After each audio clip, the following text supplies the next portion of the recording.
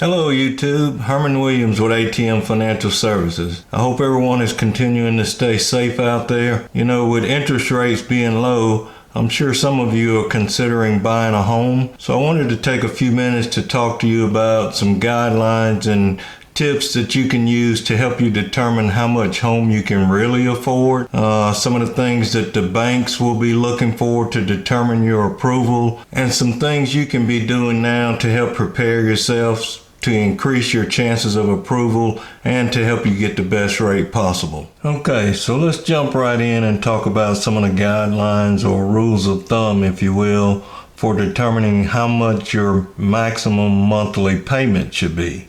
And I'll start with the most conservative and kind of work my way up the scale. So first of all, there's the 25% rule. The 25% rule says that your monthly payment should not be more than 25% of your net, that's your take-home monthly salary. So for instance, if your take-home pay for the month is $4,000, then 25% of that would be $1,000. So under the 25% rule, you should not spend more than $1,000 in this example on your mortgage. Then there's the 28-36 rule. And what the 28-36% rule says is that your monthly mortgage payment should not be more than 28% of your gross monthly pay, and your total debt should not be more than 36% of your monthly gross pay. And using the same example, if your gross pay was $5,000 per month, then 28% of that would be $1,400. And your total debt under the 28-36 rule should not be more than $1,800 a month, that 36%. So your mortgage payment could be $1,400 a month,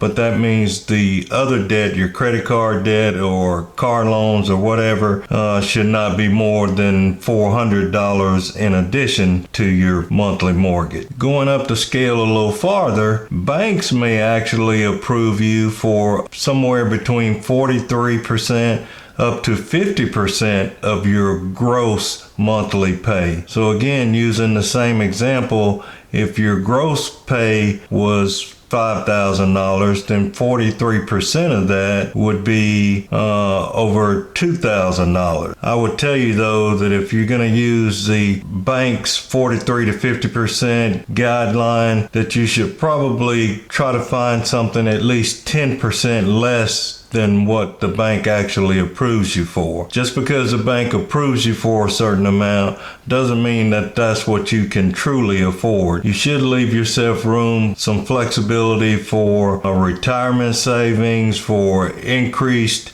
household expenses, especially if you're a young family or a single person. Your expenses are likely to be going up over time. A mortgage, a home purchase, is a long-term commitment. It is one of the biggest purchases that you will make, and it's for the longest term. So you don't want to lock yourself into a monthly payment that prevents you from doing other things, such as contributing to an emergency fund or your retirement fund, or planning other things for your future. That's what's known as opportunity cost. There are a couple of good mortgage calculators on bankrate.com, and I'll leave a link to those calculators in the description below. And while you're checking those out, don't forget to go ahead and subscribe to my channel and like this video if you find it helpful. One thing that I also wanted to mention, as you're doing your calculations, don't forget about PMI and your taxes and insurance. On the bankrate.com website, where they have the calculators available that I'm going to leave the link to below, it will let you include taxes and insurance and I think homeowners association fees, but I do not think it has a place for PMI or private mortgage insurance, which if you secure a loan by paying less than 20% down, the bank is more than likely going to require you to carry private mortgage insurance. So just make sure you figure that into your calculations as well. So let's talk about one other rule of thumb that kind of looks at things from a little different perspective. Instead of looking at your monthly payment. This one looks at what price should you pay for a home. And using our same examples of income that we used before, the $5,000 gross and the $4,000 net. If you use the $5,000 gross monthly income, that equates to $60,000 a year. So this rule of thumb says that the price that you pay should not be more than 4 times your annual salary, your annual gross. So in this example, if you were making $5,000 a month gross, that's $60,000 a year annually times 4, so that would be $240,000. Now, if you took that $240,000 and assumed a 30-year mortgage at 3.5% interest, your principal and interest payment would be around $1,070 or so. But again, that's principal and interest. You still have to account for taxes and insurance and possibly PMI. So let's do a quick recap. Under the 25% rule, your monthly payment should not exceed $1,000 a month. Under the 28-36 rule, your monthly mortgage payment should not exceed $1,400 a month, and your total debt should not exceed $1,800 a month. Under the bank's possible 43 to 50% of gross rule, your monthly payment should not exceed $2,000, but remember we said we would take 10% below what the bank approves you at, so that will put you around $1,800 to $1,900 a month. Using the 4 times your annual salary rule, the price that you pay for your home should not exceed $240,000. So which of these rules of thumb should you apply to your practice of moving forward to find a home? Well, it depends on a number of factors, such as what is your current monthly budget? What is your monthly budget likely to look like in the future? Is your budget going to be going up, or will it be going down? Have you already accounted for an emergency fund for retirement planning? All those things need to be considered before deciding which of these guidelines best fits your situation. It also depends on the market in which you're trying to buy a home. Using the 25% rule, for example, you may not be able to find a home for that price in the market where you live. So you need to take all factors into consideration and figure out which guideline best works for you. You can also get help from the bank on which mortgage financing option best fits your situation, and you can get help from your financial advisor. Okay, so now let's talk about some of the things that the banks and underwriters will be looking for to determine whether or not to approve your loan. Well, of course, they're going to look at your credit score.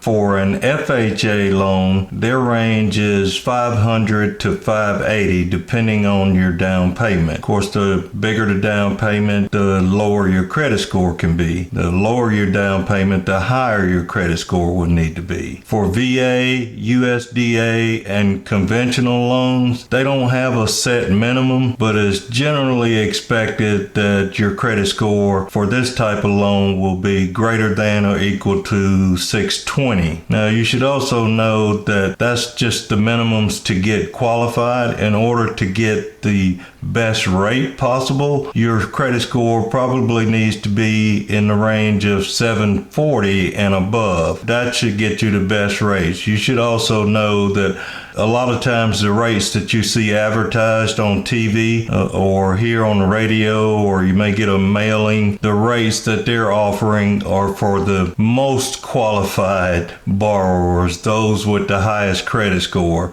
So the closer you can get to 800, the better. No one really expects you to be at a perfect score of 850, but the higher your credit score, the better the rate you're going to get. Now, banks will also take other things into consideration. They may ask you to supply your last 2 years' tax returns. They're going to look at your debt to income ratio, which I will show you how to calculate your debt to income ratio in just a moment. But just know that banks are looking at more than just your credit score. They're looking at your whole body of work when it comes to your credit worthiness. And since we're talking talking about credit worthiness and your body of work as a borrower, let's talk for just a second about a down payment. Now, you should strive to try to come up with 7 to 10% at least for a down payment. If you can afford it, you should always try to put at least 20% down, because that prevents you from having to pay private mortgage insurance, which could add a significant amount to your monthly payment. Now, you could qualify for a conventional loan with as little as 3% down, but just know that it will likely come with additional requirements, or stricter requirements, I should say, such as a higher credit score, or there may be some special programs for first-time home buyers. But I will tell you, though, that some of those special programs are starting to dry up, especially in light of the pandemic and the lack of liquidity in the banking markets. So the more you can come up with a down payment, the better your chances. So what is this debt to income ratio thing, and how does it figure into your ability to secure a mortgage? Well, your debt to income ratio, or your DTI,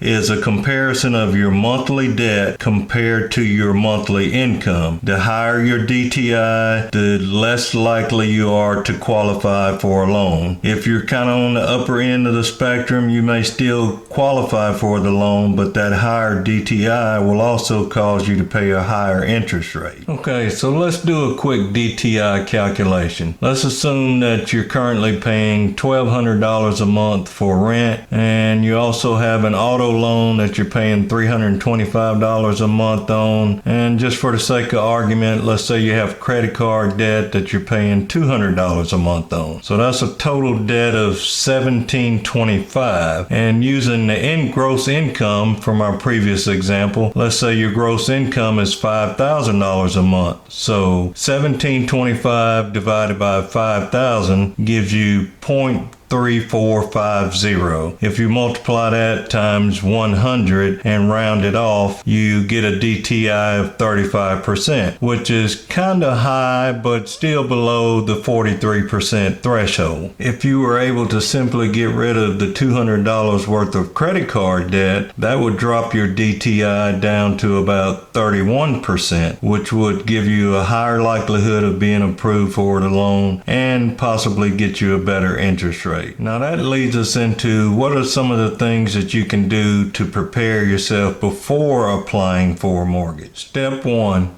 know your credit score and take steps to improve it if you need to. If you haven't already watched my video on understanding your credit score and how to repair your credit, now may be a good time to do so. Step 2, calculate your DTI. Step 3, use one or more of the rules of thumb to determine how much home you can really afford. And step 4, finally, get pre-qualified before you even begin your search for your home. I would hate to see anyone lose their dream home because they went out and found a home that they really liked, but they weren't pre-qualified, and the seller is more likely to work with you if you're already pre-qualified. Otherwise, they're going to want to put all kind of contingencies in the contract, such as they're going to keep the house on the market until you are pre-qualified, and someone else may come along with a better offer or with cash in hand, and next thing you know, you've lost the home that you had fell in love with. So take those 4 steps to get yourself prepared and go out and find your home, the home that you're looking for. If you'll take these steps, you can begin your home search with confidence, knowing that you are already pre-qualified, knowing how much home you can afford, and knowing what your monthly payments are likely to be. Once you find a home that you like, you can also go back and fine-tune your calculations by getting data on the taxes and insurance for that particular home. Usually the realtor can help you with that. You can also find that information on sites like Zillow or Realtor.com. One last thing I want to talk about is what term of the loan should you choose. And I'm talking about either a 15 or a 30-year mortgage. Even though there's also mortgages in between, you can get a 20-year mortgage, 25-year mortgage. But I'm just going to talk about the 15 versus versus the 30 right now. Please do not try to squeeze yourself into a 15-year mortgage. I am all for a shorter term, which saves you a ton on interest. If you can afford the 15-year mortgage, by all means go that route. But if you're squeezing into it and you can barely afford that amount and you haven't accounted for future costs, you could find yourself in trouble down the road. You're usually better off, if you're that close to the edge, you're better off going with a longer term mortgage, and then you can always pay extra principal payments to pay the loan off sooner. I'm also going to include in the link below, in the description below, a link to another bank rate calculator that will allow you to look at your amortization schedule, and you can plug in how much extra you could pay towards your monthly payment, and it will tell you how soon you will pay the loan off, how much interest you will save, and it's a very useful calculator. So take all these factors into consideration before you go out house shopping, and you'll have a much more pleasant experience and increase your likelihood of getting approved for that home that you've dreamed of. So continue to take care of yourselves out there, and until next time, behave well.